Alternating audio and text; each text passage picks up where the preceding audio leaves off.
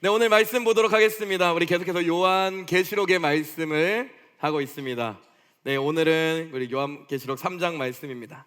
특별히 요한계시록의 말씀은 말세를 살아가는 교회에게 예수님께서 보내는 편지다라고 얘기했습니다.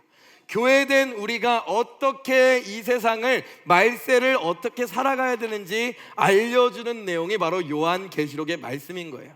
그래서 요한계시록 1장 11절에 이렇게 얘기하고 있죠.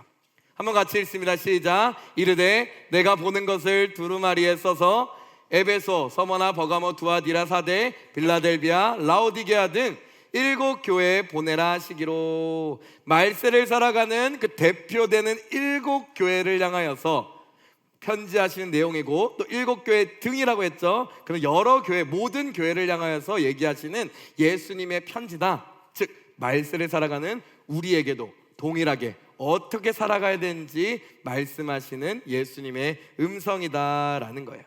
그래서 7 교회에 대한 얘기를 얘기하면서 그 7 교회가 예수님께서 교훈하시는 7가지 교훈이다라고 말씀드렸습니다. 그중 첫 번째 교회인 에베소 교회를 통하여서 가장 먼저 해주시는 교훈의 메시지가 무엇이었습니까?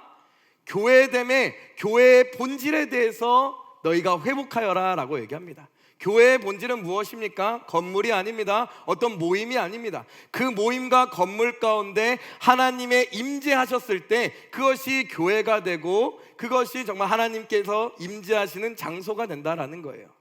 그래서 예수님께서는 에베소 교회를 향하여서 너희가 이것을 회복하지 아니하면 촛대를 옮겨버리겠다라고 얘기합니다. 교회가 교회되지 못하게 하겠다라고 얘기하고 있는 거죠. 그러면서 이것이 무엇이라고, 이것을 회복하라고 하는데 이것이 무엇입니까? 바로 처음 사랑과 처음 행위인 지상 명령을 회복하라라고 얘기합니다. 그것이 말세를 살아가는 교회가 가장 먼저 회복돼야 된 건 교회가 되어라라고 얘기하고 있는 거예요. 교회가 되기 위해서는 처음 사람, 처음 행위인 지상 명령을 회복할 것을 얘기하고 있습니다. 두 번째 교회인 서머나 교회를 통하여서는 무엇을 얘기하시죠? 말세를 살아갈 때 세상의 관점으로 살아가지 말고 하나님의 눈으로 바라볼 때 부요하다 여기시는 그 영적인 부요함에 충성을 다해 살아갈 것을 말씀한다라고 얘기했어요. 세상적인 부요함이나 세상적인 명예 이런 걸 추구하는 것이 아니라 하나님께서 정말 부요하다 여기시는 것이 무엇이냐, 그것에 집중하여 그것에 충성되어 살아가라라고 얘기합니다. 세 번째 교회인 버가모 교회로는 뭐라고 얘기합니까? 말세를 살아갈 때 영적으로나 육적으로나 음행하지 말아라 라고 얘기하고 있어요. 영적으로나 육적으로나 음란한 이 시대에 음행에 빠지지 말아라 라고 얘기합니다. 또 네 번째 교회인 두아디라 교회, 지난 시간에 했던 거죠. 그 지난 시간에 했던 두아디라 교회를 통해서는 무엇을 얘기합니까? 우리 기독교의 신앙의 기준이 되는 사랑과 믿음과 섬김과 인내를 끝까지 지속하여 그리스도의 영광에 참여하는 자가 되어라 라고 얘기하고 있습니다. 이제 오늘은 5번째 교인 우리 사대교회를 향하여서 예수님이 무엇이라 얘기하시고, 또 사대교회를 통하여서 말세를 만난 우리 교회된 우리에게 얘기하시는 5번째 교훈이 무엇인지 한번 말씀을 통해서 발견해 보도록 하겠습니다. 요한계시록 3장에 또 1절 말씀 보면 예수님이 누구신지 분명하게 계시하고 있습니다. 사대교회에 예수님께서 어떻게 자신을 계시하고 있는지 한번 보도록 할게요. 요한계시록 3장 1절 전반절까지 한번 보도록 하겠습니다. 한번 같이 읽도록 하겠습니다. 같이 읽습니다. 시작. 사대교회 사자에게 편지하라. 하나님의 7 영과 7 별을 가지신 이가 이르시되 라고 얘기합니다. 사대교회에 나타나시는 예수 그리스도의 모습은 어떤 분이십니까? 7 영과 7 별을 가지신 분입니다. 7 영은 성령을 의미하는 거죠. 구체적으로 그 7 영이라는 것은 그분의 완전하심과 전능하심을 보여주는 거예요. 그러면서 이것을 무엇이 표현되어 있는 거냐? 이사야서 11장 2절 말씀을 우리가 한번 찾아보도록 하겠습니다. 이 7 영이 무엇을 의미하냐? 이사야서 11장 2절에 이렇게 기록되어 있습니다. 같이 한번 읽어보도록 합니다. 같이 읽습니다. 시작.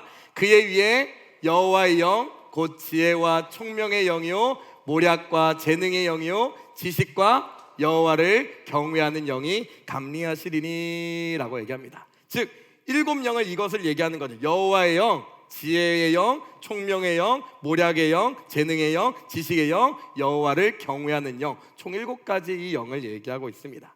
그러면서 7영을 붙잡고 계신 이가 얘기하시는 거예요. 그분의 완전하심과 그 전능하심에 대해서 얘기하고 있습니다. 그 7영을 붙잡을 뿐만 아니라 무엇도 붙잡다라고 얘기하고 있어요. 7별도 붙잡는다라고 얘기합니다. 7영은 무엇을 의미합니까? 요한계시록 말씀 보면 7교회 사자인 그 예배의 감독, 그러니까 지금으로 말하면 담임 목사를 의미하고 있는 거죠. 요한계시록 1장 20절에 이렇게 기록되어 있습니다. 내가 본 것은 내 오른손에 7별의 비밀과 7금촛대라. 7별은 7교회 사자요, 7촛대는 7교회니라 라고 하면서 7별이 바로 7교회 사자, 즉 감독과 담임 목사를 지칭한다라는 것을 얘기하고 있죠. 즉 여기서 예수님께서 이 4대 교회를 향하여서 자신을 계시하시는데, 그 계시하시는 모습이 무엇이냐? 7영과 7별을 붙잡으신 분이시고, 그렇다라는 것은 예수님께서는 성령에 충만하셔서 완전하시고 전지전능하신 분이시고 7교회를 붙잡고 계신 분이고 7교회 감독들을, 담임 목사님들을 붙잡고 계시는 것을 얘기하고 있는 거예요. 즉 무엇을 얘기하냐? 예수님께서는 전지전능하셔서 교회를 붙잡고 계시는 분이다 라고 얘기합니다. 교회의 모든 것은 누가 붙잡고 계시는 것이다? 예수 그리스도께서 붙잡고 계시다라는 거예요. 교회가 왜 음부의 권세에서 흔들리지 않는 이유가 무엇입니까? 그 이유는 간단한 거예요. 예수 그리스도, 전능하신 예수 그리스도가 붙잡고 계시기 때문인 거예요. 그러면서 이 4대 교회를 향하여서 예수님이 어떤 분이신지 분명하게 계시합니다. 전능하신 예수님이 교회를 붙잡고 계신다라는 거예요. 그러면서 4대 교회를 향하여서 예수님께서 이렇게 얘기하고 있습니다. 책망을 하시는 거죠. 뭐라고 얘기하는지 한번 보도록 하겠습니다. 요한계시록 3장 1절 후반절과 우리 2절 말씀 같이 읽도록 하겠습니다. 내가 내 행위를 아노니 내가 살았다 하는 이름을 가졌으나 죽은 자로다. 너는 일깨워 그 남은 바 죽게 된 것을 굳건하게 하라. 내 하나님 앞에 내 행위에 온전한 것을 찾지 못하였느라. 그 전능하신 예수 그리스도께서 이 4대 교회를 향해서 분명하게 얘기합니다. 내가 내 행위를 안다라고 얘기하고 있어요. 그러면서 뭐라고 얘기합니까? 살았다는 이름은 가졌으나 죽은 자로다 라고 얘기합니다. 4대 교회를 향해서 또 책망하고 계시는 모습을 볼 수 있습니다. 4대 교회는 살았다는 이름은 가졌다라고 얘기하고 있어요. 여기서 이름이라는 것은 헬라어로 오노마라는 단어입니다. 오노마라는 단어가 어떤 단어로 쓰이냐? 일반적으로 이름으로 쓰여지지만 여기서는 명성이라는 단어로 쓰여졌다고 보시면 돼요. 그래서 너는 살았다는 명성을 지녔지만, 명성이 있을지는 모르지만 예수님께서 보시기에는 뭐다라는 거예요? 영적으로 죽어가는 상태였다라고 예수님께서 책망하시는 거죠. 너가 살았다는 그 명성, 그 교회의 명성은 있으나 예수님의 눈으로 보기에는 죽었다라고 얘기하는 거예요. 그러면서 너는 일깨워 그 남은 바 죽게 된 것을 굳건하게 하라. 내 하나님 앞에 내 행위에 온전한 것을 찾지 못하였다라고 얘기합니다. 그렇다면 예수님께서 왜 4대 교회를 향하여서 이런 얘기를 하셨을까? 강하게 책망하시면서 너가 뭔가 이름 있는 것처럼 보이고 명성이 있어 보이나 예수님의 눈으로 보기에는 아무것도 없다라고 이렇게 강하게 책망하셨을까?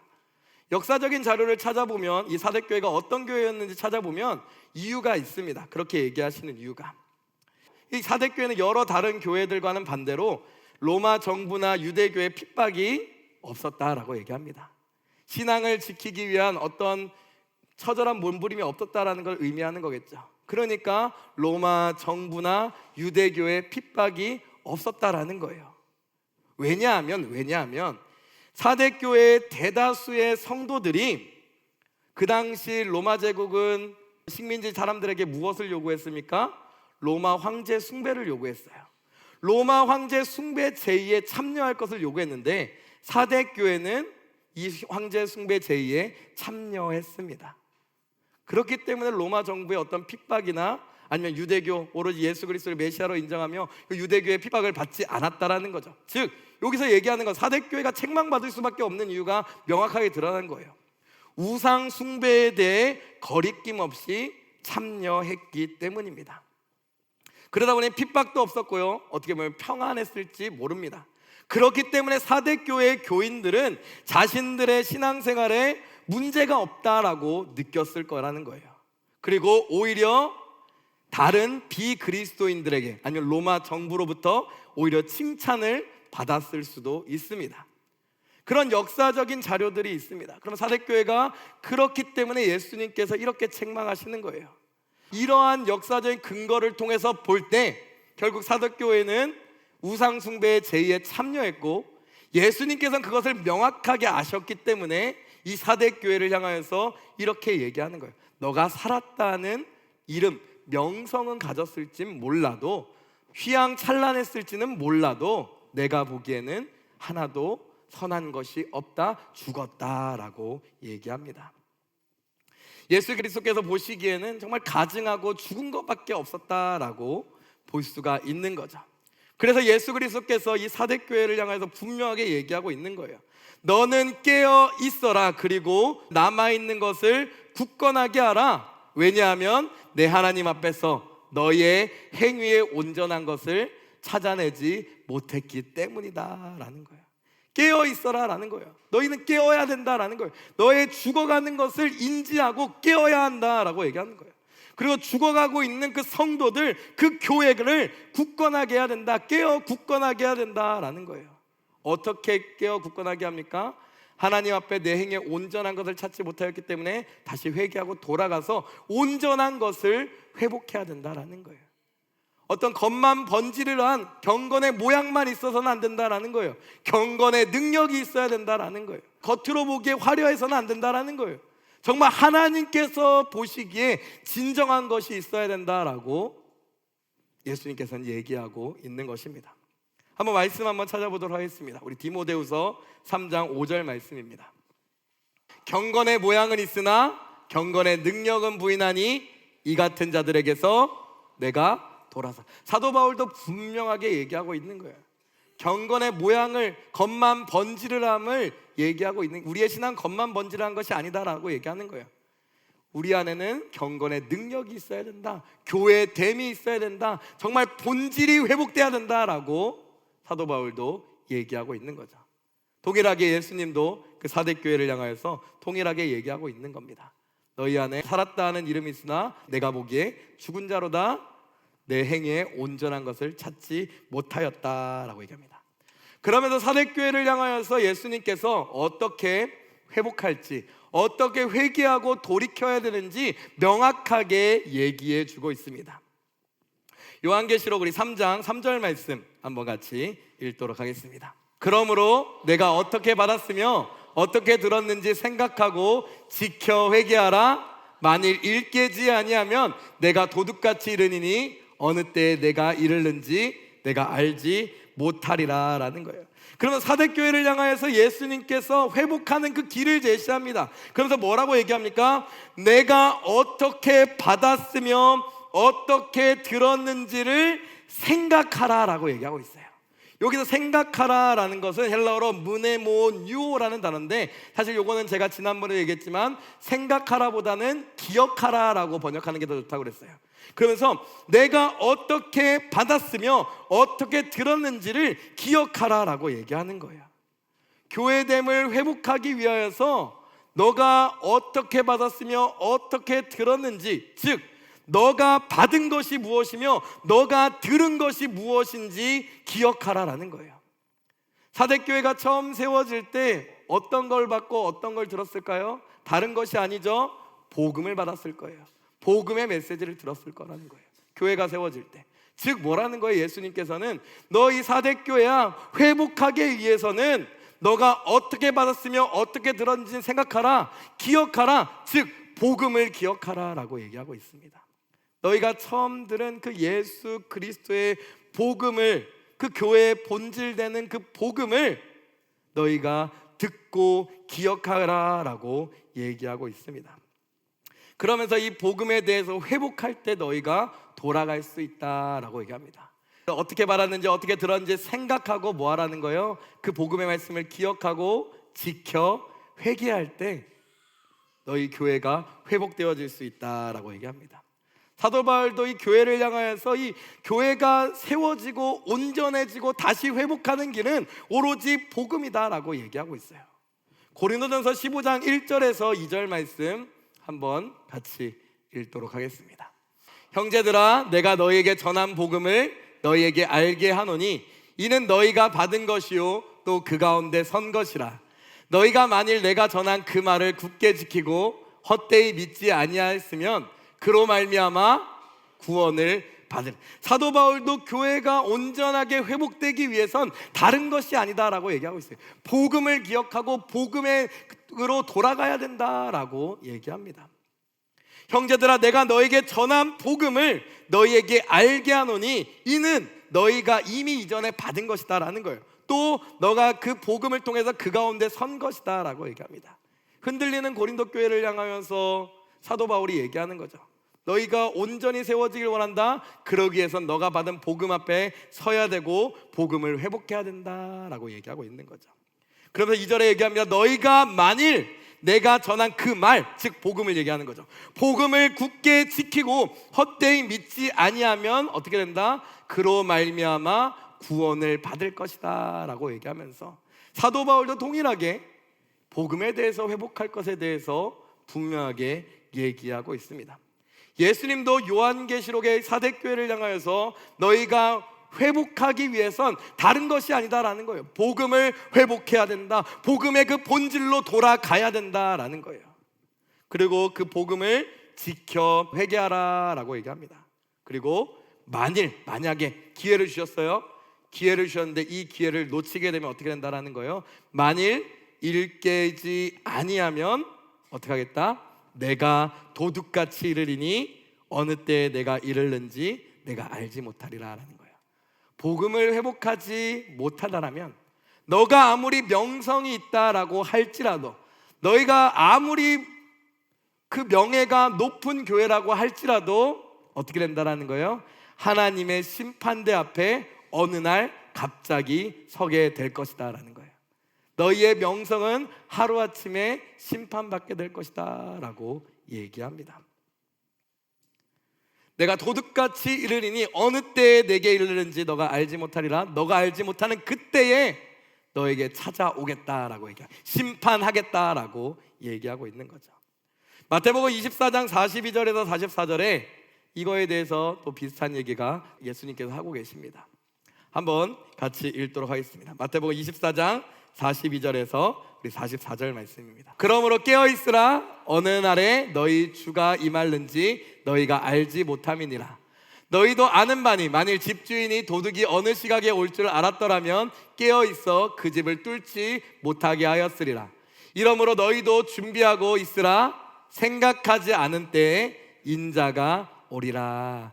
하나님의 인자하심과 자비하심을 업신여기고 그 기회를 업신여기는 자에게는 하나님께서 도둑같이 임한다라고 얘기하는 거예요.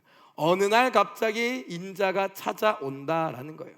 말세를 얘기하는 거이기도 하지만 이것은 우리 삶의 어느 순간 어느 시점 또한 얘기하는 그것을 얘기하고 있습니다. 어느 순간 그 하나님의 심판 앞에 설 그때가 온다라고 얘기하고 있는 거죠.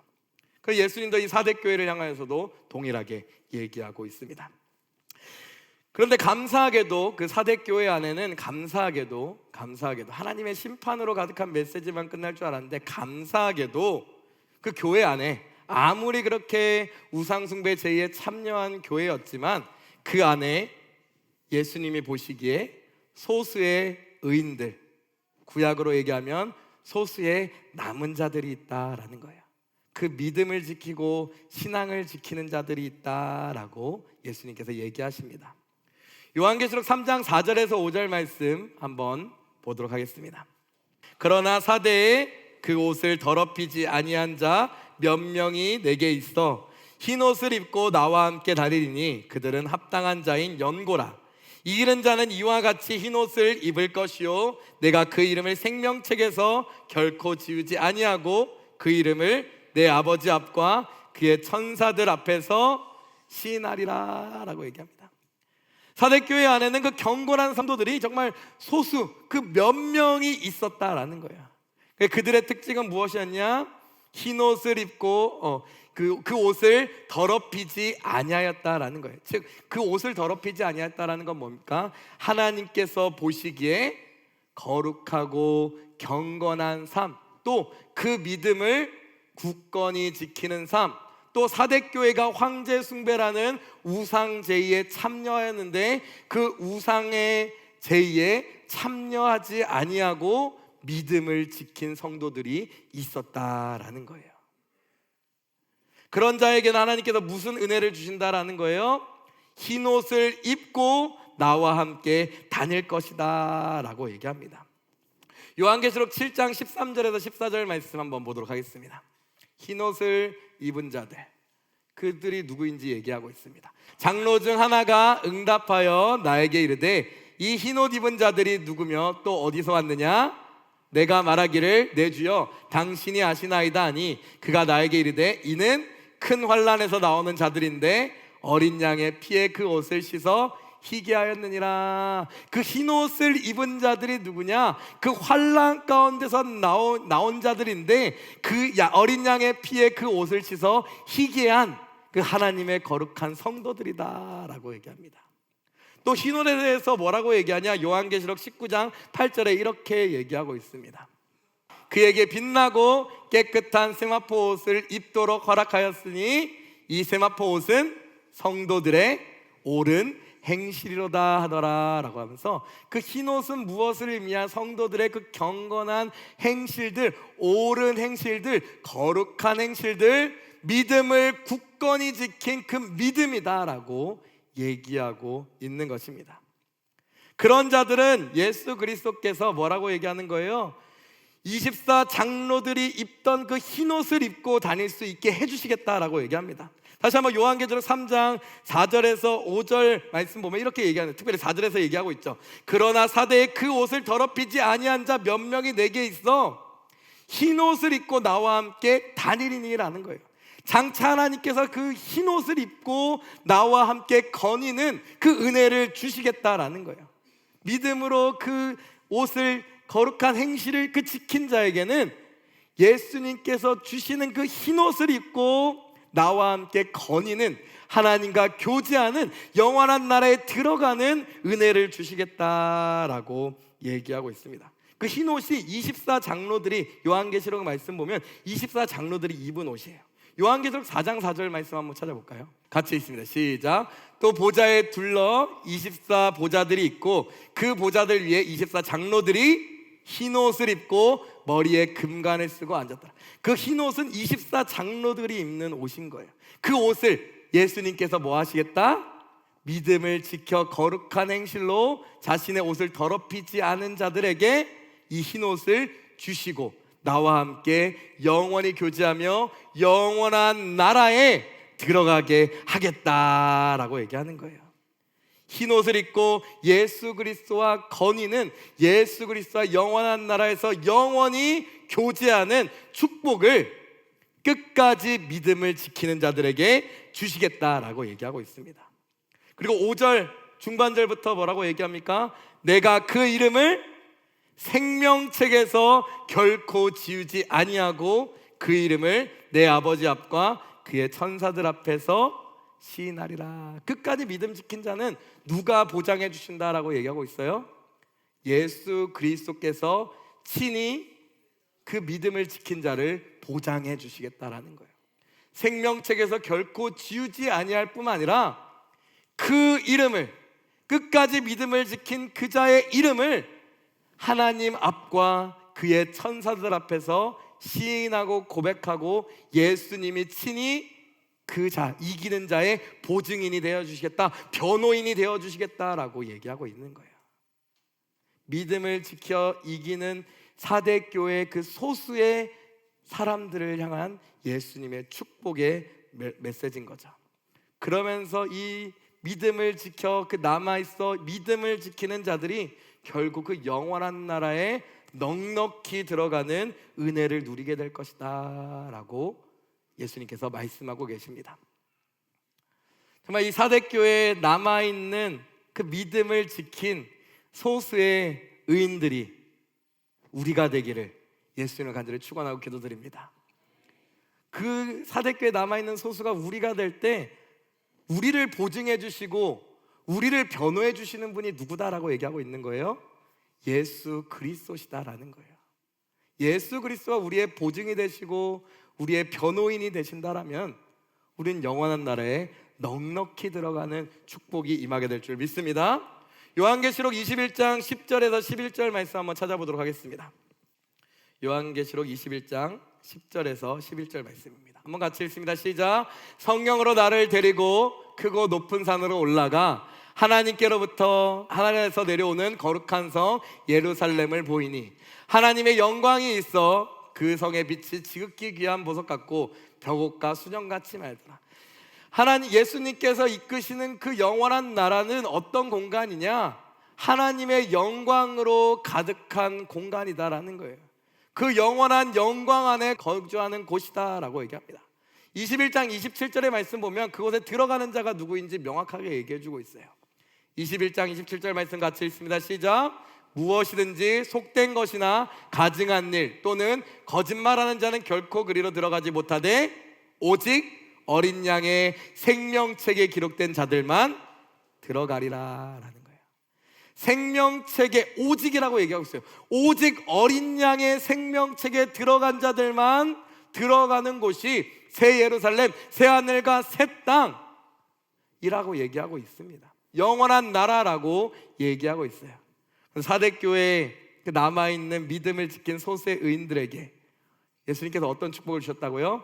결단코 생명책에서 지우지 아니하는 축복, 넉넉히 영원한 나라에 들어가는 축복을 주시겠다라고 얘기합니다. 이렇게 사대교회 안에는 그 신앙을 더럽히지 아니하고 우상의 제의에 참여하지 아니하고 하나님 예수 그리스도의 이름을 부인하지 아니하고 복음에 순종하는 그 소수의 의인들이 있었다라는 거예요. 우리 동탄순복음의 모든 성도님들이 그 남은 자, 그 소수의 의인에 포함된 자가 되기를 예수 이름으로 간절히 축원하고 기도드립니다. 예수 그리스도께서는 이들을 향하여서 말씀하시는 거예요. 결단코 생명책에 지워지지 아니할 것이다 라는 거예요. 그리고 내가 아버지와 모든 천사들 앞에서 그 이름, 그 믿음을 지킨 자의 그 사람을 변호하고 시인할 것이다 라고 얘기하고 있습니다. 아마 이러한 축복이 우리 교회 가운데 또 여러분의 삶 가운데 가득하기를 예수님을 간절히 축원하고 기도드립니다. 정말 사대교회가 정말 하나님 보시기엔 정말 선한 것이 하나도 없는 어떤 교회였을지도 몰라요. 그 도시가 워낙 타락하다 보니 그 교회 성도들도 그 타락 가운데 동참했던 그 역사적인 배경이 있잖아요. 그런데 그 중에서 남아있는 자들은 끝까지 믿음을 지켰다라는 거예요. 그곳에 믿음을 지키는 소수의 의인들이 있었다라는 거예요. 적은 수였을지 모르지만 그 적은 수를 통하여, 그 적은 수를 향하여서 예수님께서 얘기하시는 것은 너가 그것이 적은 그 교회 가운데 적을지라도 적은 게 중요한 게 아니라 내가 너를 바라본다라는 거예요. 그 믿음을 지킨 너 한 사람을 바라본다라는 거예요. 믿음을 지킨 내가 너를 주시하고 있다라는 거예요. 너 한 사람을 바라보고 있다. 주변 환경을 바라보는 것이 아니라 너 한 사람을 바라보고 있다라는 거예요. 너가 그러한 환경 속에 붙잡혀 있을지라도 예수님은 너 한 사람을 바라보기에 너가 그 안에서 비록 그 안에 환난과 근심과 여러 가지 어려움이 있을지라도 그 믿음을 지킬 때 하나님께서 어떻게 하시겠다? 너를 구원해 주시겠다. 너를 영원한 나라로 이끄시겠다라고 얘기하고 있습니다. 이런 은혜가 우리의 삶 가운데 가득하고 여러분의 개인의 삶 가운데 가득하는 축복 얻으시기를 예수님을 간절히 축원하고 기도드립니다. 오늘 말씀을 요약하며 우리 결론 내리도록 하겠습니다. 사대교회에 계시하시는 예수 그리스도의 모습은 하나님의 7영과 7뼈를 가지신 분으로 완전하시고 전능하신 분으로 자신을 계시하고 계십니다. 그리고 교회를 붙잡고 계시는 분이다라고 얘기합니다. 이는 이렇게 예수님께서 전지전능하며 교회를 붙잡고 계시는 분이라고 계시하는 이유가 무엇이냐? 사대교회가 복음과 신앙의 본질을 잃어버리고 영적으로 죽어가는 현실에 대해 유일한 회복의 길이 바로 예수 그리스도라는 사실을 분명하게 하기 위함인 것이었습니다. 예수님이 전지전능하시고 교회를 붙잡고 계시다. 그렇다면 교회가 의지할 분은 누구다라는 거예요? 다른 것이 아니다라는 거예요. 다른 어떤 것도 아니다라는 거예요. 정말 교회의 본질 대신 그 예수 그리스도를 바라봐야 한다라는 것을 분명하게 얘기하는 거예요. 근데 그 예수 그리스도 어떤 분이라는 거예요? 전지전능하신 분, 죽은 자도 살리시는 분이다라는 거예요. 죽어가는 교회도 일으키시는 분이다라는 것을 얘기하고 있는 거예요. 예수 그리스도께서는 사대교회 안에 있는 경건의 능력은 없고 오로지 형식적이고 그냥 이름만 있을 뿐인 그런 신앙에 대해서 책망하십니다. 그리고 회복하라고 얘기하시고요. 회복하는 길을 제시하십니다. 그것은 무엇이냐? 본질로 돌아가라라는 거예요. 본질로 돌아가는 것은 사대교회가 세워질 때 받은 복음을 기억하고 돌이켜 회개하는 것을 얘기합니다. 사대교회가 돌아갈 수 있고 회복할 수 있는 것은 너희가 처음에 전하여 들은 바를, 그 복음을 회복하는 것에 있다라는 거예요. 복음을 듣고 그것을 지켜 순종해 나가는 것에 있다라고 예수님께서는 얘기하고 있습니다. 그러면서 경고하십니다. 만약 복음으로 다시 돌아가지 아니하면, 본질로 돌아가지 아니하면 예수 그리스도께서 도둑같이 예상하지 못한 날에 임하셔서 심판하시겠다라고 경고하십니다. 그래서 교회를 향한 그 어떻게 회복돼야 될지 길과 그 심판의 메시지까지 얘기하고 있죠. 그런데 예수님은 그 교회의 한 사람 한 사람을 보십니다. 각 개인을 보세요. 근데 하나님께서 딱 지켜보시니까 그 가운데 다행스럽게 사대교회 안에는 신앙의 거룩함을 지키는 소수의 사람들이 있었습니다. 이 사람들을 향해 예수 그리스도께서 흰옷을 입고 예수 그리스도와 동행하여 영원한 나라를 상속받는 축복을 주시겠다 말씀하십니다. 또한 생명책에서 결단코 지우지 아니한다 말씀하시며 영원한 나라에 넉넉히 들어갈 것이다 라고 축복을 내려주시고 있습니다. 이것은 또한 이기는 자, 신앙을 지키는 말세를 살아가는 모든 교회에게도 동일하게 주시는 축복인 줄 믿습니다. 이 예수 그리스도의 계시의 말씀을 통해 교회를 향한 5번째 교훈이 나왔습니다. 바로 무엇이냐? 회복하고 싶다면 어디로 돌아가라? 복음으로 돌아가라, 본질로 돌아가라 라고 얘기하는 거예요. 그 본질은 바로 다른 것이 아닌 우리가 전하여 받은 하나님의 말씀인 복음인 줄 믿습니다. 복음의 말씀만이 교회를 회복시킬 수 있는 능력의 말씀인 것입니다. 요한계시록 3장 우리 6절 말씀 우리 읽고 우리 찬양하고 우리 기도로 나아가도록 하겠습니다. 요한계시록 3장 6절 말씀 우리 한 목소리로 함께 읽습니다. 시작. 귀 있는 자는 성령이 교회들에게 하시는 말씀을 들을지어다. 회복하고 싶다면 본질인 우리가 전하여 들은 바 복음으로 돌아가라.